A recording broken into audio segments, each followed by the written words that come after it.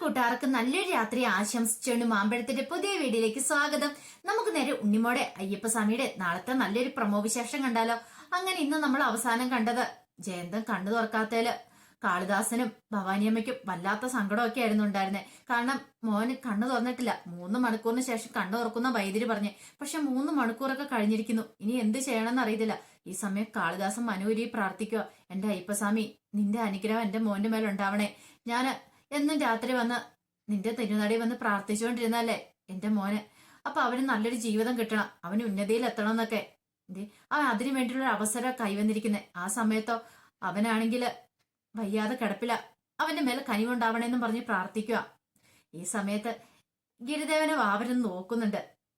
പെട്ടെന്ന് ഉണ്ണിമോൾക്കാണ് സങ്കടം വന്നു. ഉണ്ണിമോൾക്ക് എന്ത് ചെയ്യണമെന്ന് അറിയത്തില്ല. കാരണം ജയന്തൻ ചേട്ടൻ ഇനിയിപ്പോ എഴുന്നേറ്റിട്ടില്ലെങ്കിൽ കാര്യങ്ങളൊക്കെ പ്രശ്നത്തിലാവും.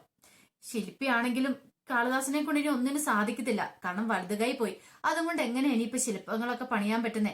അപ്പൊ അതുപോലെ തന്നെ അതുകൊണ്ട് തിരുവാഭരണങ്ങളൊന്നും പണിയാനും സാധിക്കില്ല. ഇനിയിപ്പോ ഏക ആശ്രയം ജയന്തൻ ചേട്ടനാ. ജയന്തൻ ചേട്ടനാണെങ്കിൽ ബോധം വീണിട്ടുമില്ല. ഈ സമയം കാളിദാസൻ പറഞ്ഞു, എന്റെ മോൻ എങ്ങനെയെങ്കിലും ഒന്ന് കണ്ണു തുറന്നാൽ മതിയായിരുന്നു. ഒരു പക്ഷെ കണ്ണു തുറക്കുവാണെങ്കിൽ അവന് തിരുവാഭരണം പണിയാൻ പറ്റും. അവൻ തിരുവാഭരണം പണിയുന്ന എനിക്ക് നല്ല വിശ്വാസമുണ്ട്. ഈ സമയം ഭവാനിയമ്മ പറഞ്ഞു, അതെങ്ങനെ സാധിക്കും? അവൻ ഇതുവരെയായിട്ടും തിരുവാഭരണങ്ങൾ ഒന്നും പണിതിട്ടില്ല. ഞാനല്ലേ ഭവാനിയുള്ള. പിന്നെ എന്താ, എന്റെ കഴിവുകള് കുറച്ചെങ്കിലും അവന് കിട്ടാതിരിക്കില്ല. പിന്നെ ഞാൻ എല്ലാത്തിനും നേതൃത്വം കൊടുത്തോളാം. എനിക്കറിയാം അവന് പണിയാൻ സാധിക്കുന്ന. അവൻ എങ്ങനെയാലും ഒന്ന് കണ്ണു തുറന്ന് കിട്ടിയാൽ മതിയായിരുന്നു. ഒരു പക്ഷേങ്കില് അവന് അയ്യപ്പസ്വാമിയായിട്ട് കൊടുത്തിരിക്കുന്ന ഒരു ചാൻസ് ആയിരിക്കും ഇത്.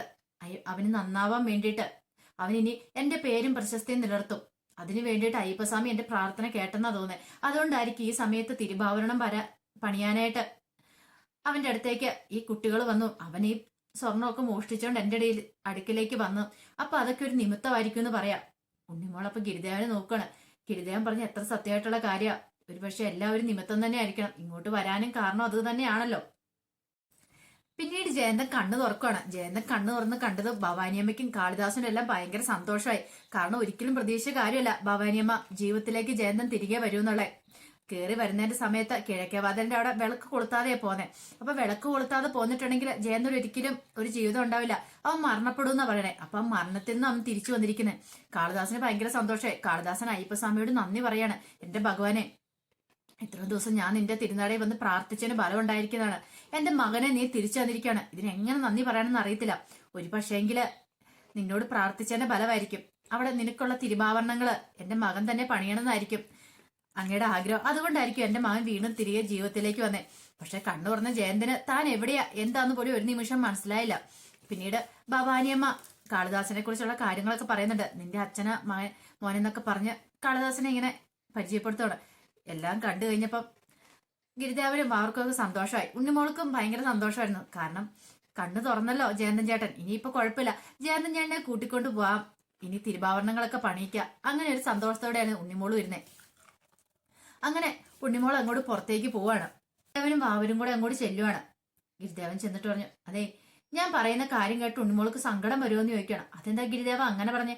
സങ്കടം വരേണ്ട കാര്യമാണെന്ന് എനിക്ക് അറിയത്തില്ല. ഗിരിദേവൻ പറഞ്ഞാലല്ലേ എനിക്ക് അറിയാൻ പറ്റുള്ളൂ. അതെ, ഉത്സവം ഇപ്പം നടത്താൻ പോകുന്ന ഉണ്ണിമോളോ അല്ലെങ്കിൽ ദേവകിയോ മുത്തശ്ശി അല്ലെന്ന് പറയണ. ഗിരിദേവൻ എന്താ പറയണേ? എനിക്കൊന്നും അങ്ങോട്ട് മനസ്സിലാവുന്നില്ല. മുത്തശ്ശി അല്ലേ ഉത്സവം നടത്തുന്നേ? മുത്തശ്ശിക്കാണല്ലോ ആചാരസ്ഥാനമൊക്കെ കിട്ടിയത് ഉത്സവം നടത്താനായിട്ട്. പിന്നെന്താ ഗിരിദേവൻ ഇങ്ങനെ പൊട്ടത്തരമൊക്കെ പറയണേന്ന് ചോദിക്കുക. അതെ, സത്യമായിട്ടുള്ള കാര്യം പറഞ്ഞ് ആചാരസ്ഥാനം വേറെ ആൾക്ക് കൊടുത്തു. ഉത്സവം നടത്താനായിട്ട് വേറെ ആളെ ഏൽപ്പിച്ചിരിക്കുമെന്ന് പറയണ. ഇത് കേട്ടത് ഉണ്ണിമോൾക്ക് വല്ലാത്ത സങ്കടമായി. ഉണ്ണിമോള് പറഞ്ഞില്ല, ഞാൻ ഇത് സമ്മതിക്കില്ല എന്ന് പറയാം. അയ്യപ്പസ്വാമിയുടെ ഉത്സവം നടത്തുന്നത് എനിക്ക് ഭയങ്കര ആഗ്രഹമായിരുന്നു. എന്റെ മുത്തശ്ശിക്ക് ഭയങ്കര ആഗ്രഹമായിരുന്നു അയ്യപ്പസ്വാമിയുടെ ഉത്സവത്തിനന്ന് തിരുവാഭരണങ്ങൾ അണിയിക്കാന്ന്. അതുകൊണ്ടല്ല ഞാൻ ഇത്ര കഷ്ടപ്പെട്ട് ഗിരിദേവനെ വാവനെയും കൂട്ടിയിട്ട് ഇങ്ങോട്ട് വന്നത്. പിന്നെ ഇങ്ങനെ ഇപ്പൊ പറഞ്ഞിട്ടുണ്ടേ, അതെങ്ങനെ ശരിയാവും ഗിരിദേവാന്ന് ചോദിക്കുക. എനിക്ക് പറ്റണില്ല. ഇനി എന്നെക്കാളും സങ്കടം എന്റെ മുത്തശ്ശിക്കായിരിക്കും. എനിക്കറിയാം എന്റെ മുത്തശ്ശിയുടെ സങ്കടം എന്താന്ന് എനിക്കറിയാന്ന് പറയാം. ഉണ്ണിമോള് വിഷമിക്കാതെ വഴി ഉണ്ടാക്കാന്ന് പറയണ. എന്ത് വഴി ഉണ്ടാക്കാന്ന്? ഒരുപക്ഷെ ഇത്രയൊക്കെ ചെയ്തു തന്നിട്ട് അയ്യപ്പസ്വാമിക്ക് ചിലപ്പോൾ ഇഷ്ടപ്പെട്ട് കാണത്തില്ല. അതുകൊണ്ടായിരിക്കും അയ്യപ്പസ്വാമി ഉത്സവം നടത്താൻ ഞങ്ങളെ സമ്മതിക്കാത്തെ. എന്നാലും എനിക്ക് സംശയമുണ്ട് ഗിരിദേവ. എല്ലാത്തിനും ഉത്തരം തരുന്നല്ലേ ഗിരിദേവന്. ഇത്രയും പണവും അത് മാത്രമല്ല അയ്യപ്പസ്വാമിക്ക് അണിയാനുള്ള തിരുവാഭരണത്തിനുള്ള സ്വർണ്ണം എല്ലാം അയ്യപ്പസ്വാമി കൺമുന്നിൽ എത്തിച്ചു തന്നു. പക്ഷേങ്കിൽ അയ്യപ്പസ്വാമിയുടെ ഉത്സവം നടത്താൻ മാത്രം ഞങ്ങൾക്ക് പറ്റില്ല. അതെന്താ ഗിരിദേവ അങ്ങനെ പറയണേ? ഗിരിദേവൻ എല്ലാത്തിനും ഉത്തരവുള്ളതല്ലേ? ഗിരിദേവൻ ഇതൊന്ന് പറഞ്ഞു തരാൻ പറയാണ്. ഞാൻ പറഞ്ഞല്ലോ, എല്ലാത്തിനും അതിൻ്റെതായ സമയമുണ്ട്. ഉണ്ണിമോള് സങ്കടപ്പെടാതിരിക്കെ, അതിന്റെ സമയമാകുമ്പോ എല്ലാം നടക്കൂന്ന് പറയാണ്. ഉണ്ണിമോൾക്ക് എന്താ ചെയ്യേണ്ടതെന്ന് അറിയത്ത് വല്ലാത്തൊരവസ്ഥയായിരുന്നു.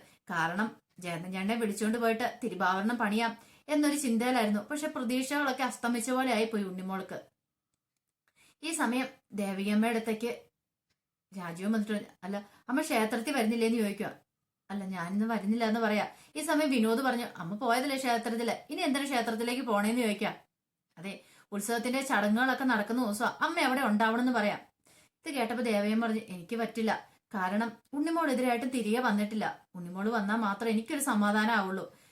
അതുകൊണ്ട് ഞാൻ വരുന്നില്ല എന്ന് പറയണം. അതെങ്ങനെ ശരിയാവും അമ്മേ? അമ്മ വരായിരുന്നാൽ ശരിയാവത്തില്ല. കാരണം അമ്മ വരായിരുന്നിട്ടുണ്ടെങ്കിൽ ഇനി കാർത്തിക മേനോന്റെ ആ സാറിന്റെ അമ്മ വിചാരിക്കുന്ന എന്താ? അമ്മയ്ക്ക് എന്തോ വൈരാഗ്യ ബുദ്ധിയുണ്ട്, അവരോട് എന്തോ ദേഷ്യമുണ്ട്. ഒരു പക്ഷെ ആചാരസ്ഥാനം അവർക്ക് കൊടുത്തത് അമ്മയ്ക്ക് ഇഷ്ടപ്പെട്ട് കാണില്ല. അപ്പൊ അതുകൊണ്ടായിരിക്കും അമ്മ ചെല്ലാത്തെന്ന് വിചാരിക്കുള്ളൂ. അതുകൊണ്ട് അത് വേണ്ട, അമ്മ അവിടെ എല്ലാ കാര്യത്തിനും മുൻപന്തി തന്നെ ഉണ്ടാവണം. ആചാരസ്ഥാനം വിട്ടുകൊടുത്താൽ അമ്മയ്ക്ക് ഒരു കുഴപ്പമില്ല, ഒരു സങ്കടമില്ലെന്ന് അവരെ ബോധ്യപ്പെടുത്തേണ്ട ഉത്തരവാദിത്വം എനിക്കുണ്ട്. അതുകൊണ്ട് അമ്മ വന്നേ തീരുവോളെന്ന് പറയാം. ദേവയമ്മയ്ക്ക് ഭയങ്കര സങ്കടമായി. വിനോദ് പറഞ്ഞു, ദേ രാജീവ, നീ ഇതിനു മുമ്പ് പറഞ്ഞല്ല അമ്മ അനുസരിച്ചില്ലേ? ആചാരസ്ഥാനം വിട്ടുകൊടുക്കാൻ പറഞ്ഞ് വിട്ടുകൊടുത്തോ. ഇനി അമ്മ അവിടെ തന്നെ വേണം, നിനക്കെന്താ അത്ര നിർബന്ധം? ഞാൻ അതിനുള്ള ഉത്തരം പറഞ്ഞല്ലോ വിനോദേട്ടാ. വിനോദേട്ടൻ ഈ കാര്യത്തിൽ ഇടപെടണ്ട. ഇപ്പൊ എനിക്ക് ഈ ജോലി തരുന്നുണ്ടെങ്കിൽ ആ അമ്മയുടെ മനസ്സ് ഒരു കാരണവശാലും വേദനിച്ചുകൂടാ. ഓഹോ, അപ്പൊ ആ അമ്മയുടെ മനസ്സ് വേദനിച്ചുകൂടാ അല്ലേ? നിന്റെ സ്വന്തം പെറ്റമ്മയുടെ മനസ്സ് വേദനിച്ചാലും നിനക്ക് കുഴപ്പമില്ല അല്ലേന്ന് ചോദിക്കാം. ഇത് കേട്ടപ്പോ രാജീവൻ പറഞ്ഞു, ഈ അമ്മയുടെ മനസ്സ് എനിക്ക് മനസ്സിലാവും, അമ്മയ്ക്ക് എന്നെ മനസ്സിലാവും. എനിക്കൊരു നല്ല ജീവിതം കിട്ടാൻ വേണ്ടിയിട്ടാണ് അമ്മയെ ത്യാഗം ചെയ്യുന്നത്. പക്ഷെങ്കിൽ അവർക്ക് ബോധ്യപ്പെടണം അമ്മയ്ക്കൊരു വിഷമവും ഇല്ല ഈ ആചാരസ്ഥാനം കൊടുക്കുന്നതിൽ നിന്ന്. ഇത് കേട്ടപ്പോ ദേവകി പറഞ്ഞു, ഇതിന്റെ പേരിൽ ഇനി പ്രശ്നം വേണ്ട. ഞാൻ ക്ഷേത്രത്തിലേക്ക് വന്നാ പോരെ, ഞാൻ ക്ഷേത്രത്തിലേക്ക് വന്നോളാം, നീ പൊക്കോളാൻ പറയണം. ദേവകിക്ക് ഭയങ്കര സങ്കടമായി. പിന്നീട് ദേവകി പൂജാമുറിലേക്ക് പോയി പ്രാർത്ഥിക്കുക. എന്റെ ഉണ്ണിമോൾ ഇതുവരെ തിരികെ എത്തിയിട്ടില്ല. ഉത്സവം നടക്കാൻ പോവാണ്. ഉത്സവത്തിനുള്ള കാര്യങ്ങൾ, അതിനു മുമ്പുള്ള പൂജകളും കാര്യങ്ങളും ഒക്കെ നടക്കുവാണ്. എന്റെ ഉണ്ണിമോൾ ഇനിയെങ്കിലും തിരികെ വന്നാൽ മതിയായിരുന്നു. ആചാരസ്ഥാനം കിട്ടിയില്ലേലും ഉത്സവം നടത്തിയില്ലേലും എനിക്ക് കുഴപ്പമില്ല. എല്ലാത്തിനേക്കാളും വലുത് എനിക്ക് എന്റെ ഉണ്ണിമോളാ. പാവം വളരെയധികം പ്രതീക്ഷയോട് കൂടിയാ പോയേക്കുന്നേ ഉത്സവം നടത്താൻ പറ്റുന്നുള്ള. ഇതെല്ലാം അറിഞ്ഞാമോ അവള് തിരിച്ചു വന്നുകഴിയുമ്പോ അവളുടെ വിഷമം എനിക്ക് കാണാൻ പറ്റില്ല അയ്യപ്പസ്വാമി. അതിന് നീയായിട്ടൊരു മാർഗം കാണിച്ചു തരണേന്ന് പറഞ്ഞ് ഉള്ളൊരുകി ദേവികമ്മ പ്രാർത്ഥിക്കുക. പിന്നീട് ക്ഷേത്രത്തിലേക്ക് പോവാണ്. ഈ സമയം വിനോദും രാജീവനും എല്ലാം ഉണ്ടായിരുന്നു. അങ്ങനെ ക്ഷേത്രത്തിൽ പോയ സമയത്ത് തിരുമേനി ഉത്സവത്തിന് മുമ്പുള്ള പൂജകളും കാര്യങ്ങളും എല്ലാം ചെയ്യുവാണ്. അങ്ങനെ പൂജകളും കാര്യങ്ങളും എല്ലാം ചെയ്തുകൊണ്ടിരിക്കുന്ന സമയത്ത് കാർത്തിക മേനോൻ പറഞ്ഞു, ഞാൻ ഒരിക്കലും പ്രതീക്ഷിച്ചില്ല കേട്ടോ എന്റെ അമ്മയ്ക്ക് ഇങ്ങനെ ഒരു ഭാഗ്യം കിട്ടുമെന്ന്, ആചാരസ്ഥാനത്ത് ഇരിക്കാൻ പറ്റുമെന്ന്. അതൊരു ചെറിയ കാര്യമൊന്നുമല്ല. അയ്യപ്പസ്വാമിയുടെ ഉത്സവം നടത്താനായിട്ട് ആചാരസ്ഥാനത്ത് ഇരിക്കാന്ന് പറഞ്ഞ, അപ്പൊ ആ ഒരു പദവി കിട്ടാനായിട്ട് എന്റെ അമ്മയ്ക്ക് അയ്യപ്പസ്വാമിയുടെ അനുഗ്രഹം ഉണ്ടായിരുന്നു. അതല്ലേ എത്രയൊക്കെ തടസ്സങ്ങളുണ്ടായി, ആ തടസ്സങ്ങളെല്ലാം നീങ്ങി എന്റെ അമ്മയ്ക്ക് ഈ ഒരു സ്ഥാനം കിട്ടിയത് തന്നെ. ഇത് കേട്ടപ്പോ ദേവകിയമ്മയുടെ മനസ്സൊന്നും സങ്കടമായി. കാരണം താനിരിക്കേണ്ടതാണ്, പക്ഷെ സാരമില്ല, അയ്യപ്പസ്വാമിക്ക് ഇനിയിപ്പം മറ്റേ ഭാനുമതിയമ്മ ഇരിക്കണ ആഗ്രഹമെങ്കിൽ അങ്ങനെ തന്നെ നടക്കട്ടെ എന്ന് പറയാണ്. പിന്നീട് അതിന് വേണ്ടുന്ന കാര്യങ്ങളൊക്കെ ചെയ്യുവാണ്. ഈ സമയത്താണ് പുറത്ത് ഗിരിദേവനും വാവരും ഉണ്ണിമോളും ജയന്തനും എല്ലാരും കൂടെ വരുന്നേ. അങ്ങനെ അവര് ക്ഷേത്രത്തിലേക്ക് അങ്ങോട്ട് വരുവാണ്. അങ്ങനെ ക്ഷേത്രത്തിലേക്ക് കയറി വരുമ്പോൾ കാണുന്ന കാഴ്ച അതിനു മുമ്പുള്ള പൂജകളും കാര്യങ്ങളും ഒക്കെ നടത്തുന്നതാണ്.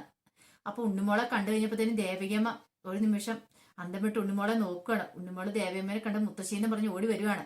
അപ്പൊ അതിന്റെ വിശേഷങ്ങളൊക്കെ നാളെ കാണാൻ പോന്നെ. ഇനി നാളെ ഫുൾ വിശേഷം വരുമ്പോ അറിയാം എന്തൊക്കെ നടക്കും. ഇനി ആചാരസ്ഥാനം ദേവിയമ്മക്ക് തിരികെ കിട്ടുമോ? അതൊക്കെ ഉറപ്പായിട്ടും കിട്ടുമെന്ന് തന്നെയാണ്. കാരണം അല്ലെങ്കിൽ ഒരു കാരണവശാലും അയ്യപ്പസ്വാമി പണമായിട്ടും സ്വർണമായിട്ടും അവരെ ഏൽപ്പിക്കത്തില്ല. ഈ ഉത്സവം നടത്തേണ്ട ദേവികമ്മേ ഉണ്ണിമോളും തന്നെയാണ്. അപ്പൊ അവർക്ക് ആചാരസ്ഥാനം തിരികെ കിട്ടും. തിരുവാഭരണം ജയന്തം പണിത് അയ്യപ്പസ്വാമിക്ക് സമർപ്പിക്കുക തന്നെ ചെയ്യും. അപ്പൊ അതിന്റെ വിശേഷങ്ങളൊക്കെയാണ് നമ്മൾ നാളെ കാണാൻ പോകുന്നത്. ആ വിശേഷങ്ങൾക്കായി നമുക്ക് എല്ലാവർക്കും കാത്തിരിക്കാം കേട്ടോ. ആദ്യമായിട്ട് കാണുന്നവരാണെങ്കിൽ ചാനൽ ഇഷ്ടപ്പെട്ടോ സബ്സ്ക്രൈബ് ചെയ്യാൻ മറക്കരുതേ. അതോടൊപ്പം തന്നെ കണ്ടുകൊണ്ടിരിക്കുന്ന എല്ലാവരുടെ സപ്പോർട്ടിലേക്കും തുടർന്നും പ്രതീക്ഷിച്ചുകൊണ്ട് എല്ലാവർക്കും ഒരിക്കൽ കൂടി നല്ലൊരു രാത്രി ആശംസിച്ചുകൊണ്ട് നിർത്തുന്നു. നന്ദി.